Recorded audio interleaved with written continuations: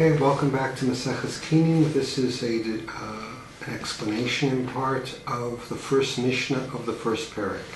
It says, Chatas ha'of na'aseh lamatan, v'chatas behema lamala, olat ha'of na'aseh lamala, v'olat behema lamata, im shina b'zeh u'b'zeh pasul. First of all, what are the words? Chatas is a sacrifice for a sin or a sin offering. Ha'of, in the case where it's an acceptable bird, na'aseh, you will take its blood and set it lamatan underneath this chuta sikra, this line that went around the altar. V'chatas behema, and a sin offering, if it's a beast that's acceptable, you'll take the blood of it and you'll put it lamala, above the chuta sikra, the line on the altar, the horizontal line on the altar. Olat ha'of, a free offering of, if it's a bird, not a set, you'll put its blood lamala, above the line of this on the altar, this horizontal line. Va'olat behema, and a free offering, if it's a beast, you'll put it lamata, underneath the this horizontal line on the altar. Im shina b'zeh b'zeh, if you did it opposite to one of these ways, then it's puzzled and it's not acceptable as what you intended it to be. Okay, so again, this is an example. Let's see, first of all, how the example works. The reason that this is logic is because the most fundamental step in logic is a definition. And this is a prototype of all definitions. So let's look at a number of ways of how we can understand this. Switch.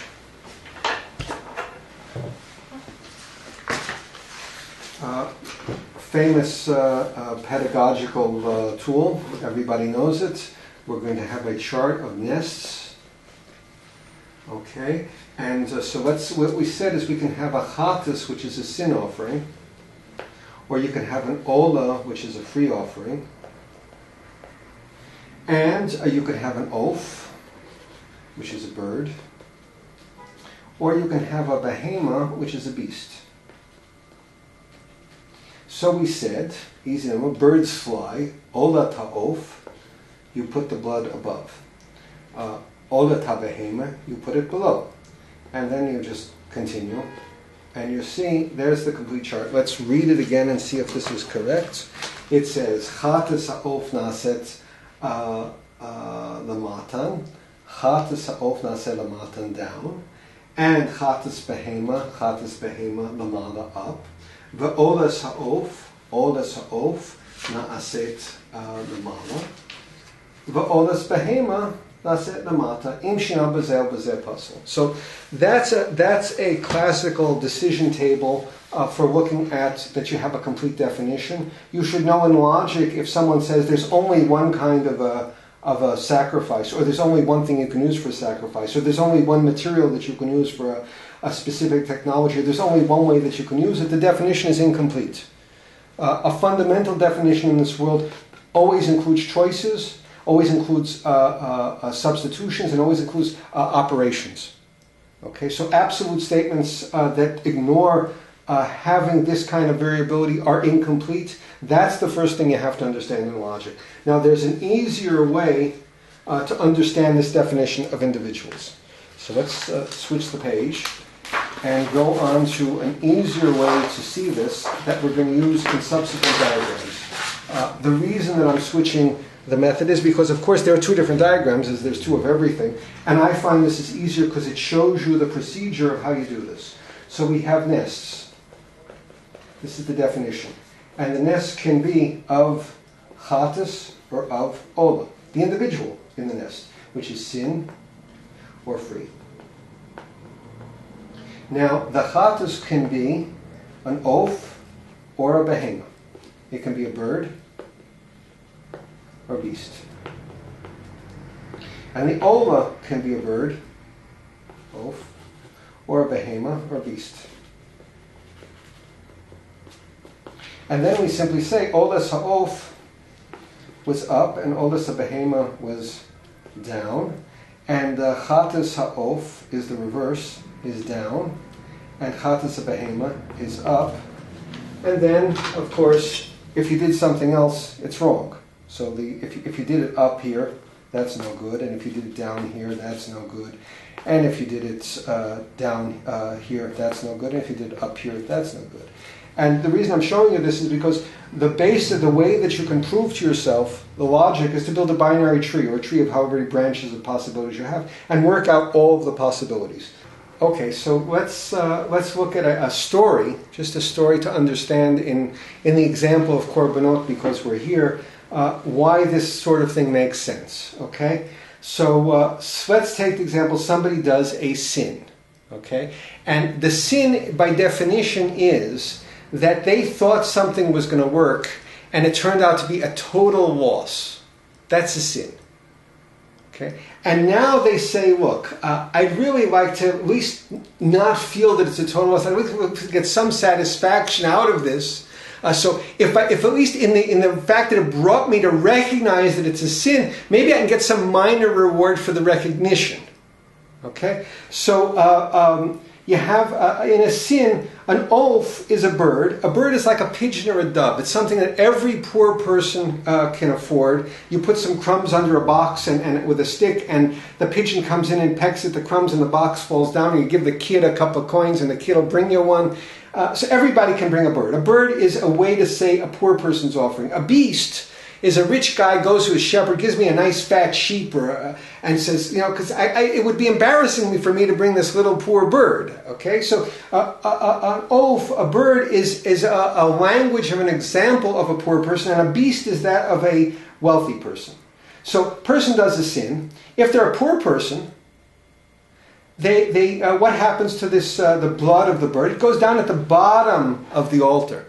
So somebody who's walking by the altar and sees it, what is that? That's the blood of so-and-so, the poor person who did this sin, and now he's come back in tshuva, and there it is, okay? However, Ola Ta'of, if Ola is a free will offering, I didn't do anything wrong, I want to do what's right and more of it, so Ola Ta'of, a poor person who saves up his pennies and at the end of 70, 80 years donates a Sefer Torah to the Beit Knesset, donates something, there goes out this huge announcement all over, this guy's been taking out of the money that he's been eating to do something extra good in the world.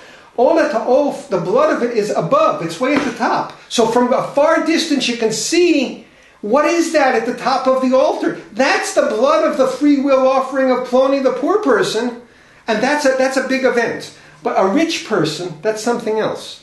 A rich person, when he does a sin, and he comes back in tshuva, then you put the blood on top. Why? Because this guy is making an announcement to the world that there's something bigger than all of his wealth. He's going to close his stores on Shabbos. He's going to throw out all his dishes and start keeping kosher. Okay? If he only he gives $1 million and they build a yeshiva or an institution in his name, Ola Tabehema Lamata. If you happen to be walking past the building, you're going to see the plaque. But you're never going to hear about this guy other than the day that the building is dedicated. But if he decides that there's something bigger than all of his wealth, which is to keep best practices of halacha, that gives him a status in the world equivalent to the poor person who gives a donation.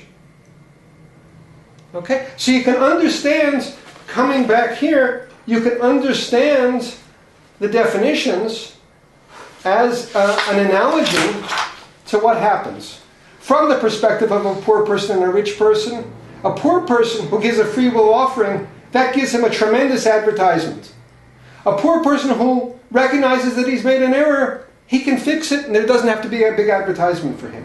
A wealthy person who gives a donation, that's wonderful that day, but afterwards it's only a local event. A wealthy person who recognizes that there's something bigger than what he's doing and starts to keep best practices halacha, that's a big event.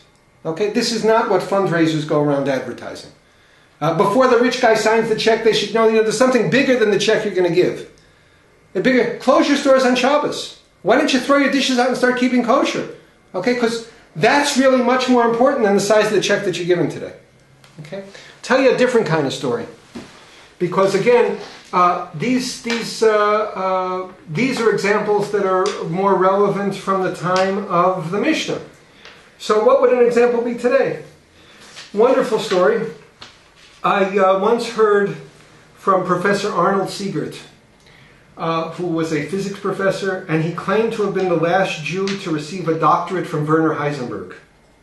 And he told a joke from Werner Heisenberg. Werner Heisenberg is the father of the uncertainty principle in quantum physics, and he was also in charge of trying to build the atomic bomb for the Germans during World War II.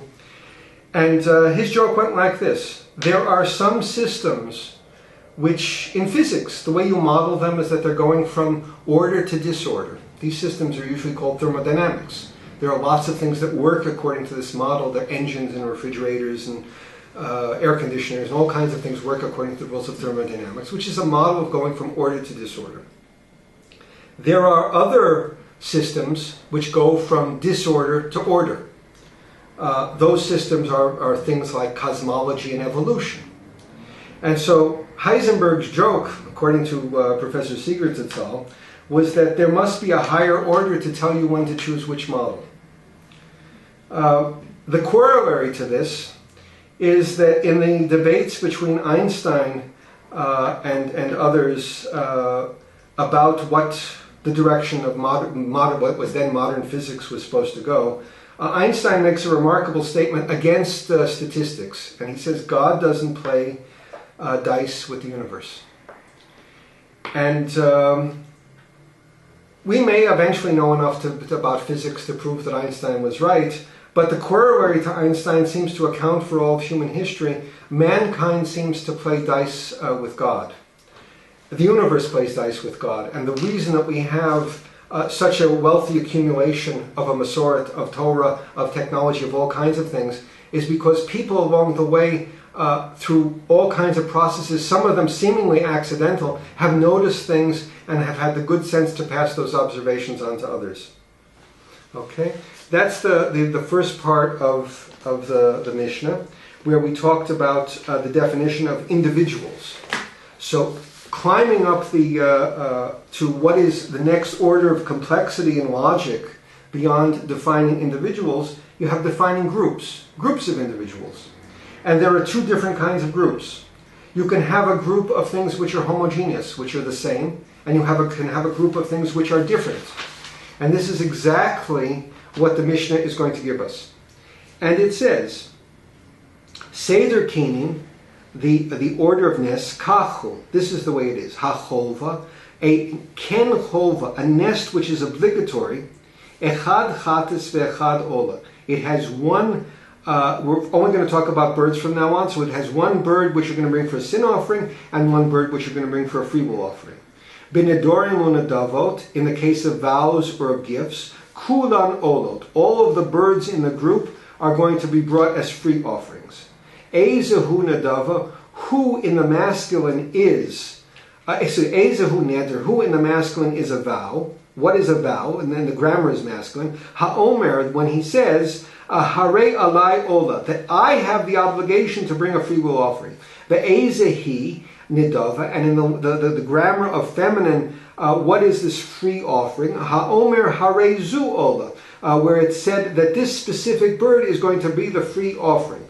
Ma ben nedorim lenadavot. So what's the difference between the vow and the free offering? Because both of them are olot, are free offerings. Eile, rather, hanedorim metu or nignavu. If the birds for the vow die or are stolen, chayavim bi'achriyosam. You are obliged to bring replacements for them, because you said hare alai, I have an obligation. You are still alive, and therefore you are still obliged.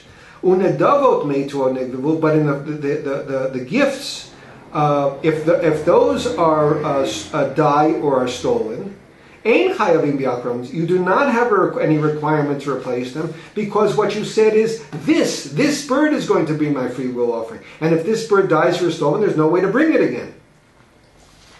Now then, let's look at this as a decision tree. These are the definitions of groups.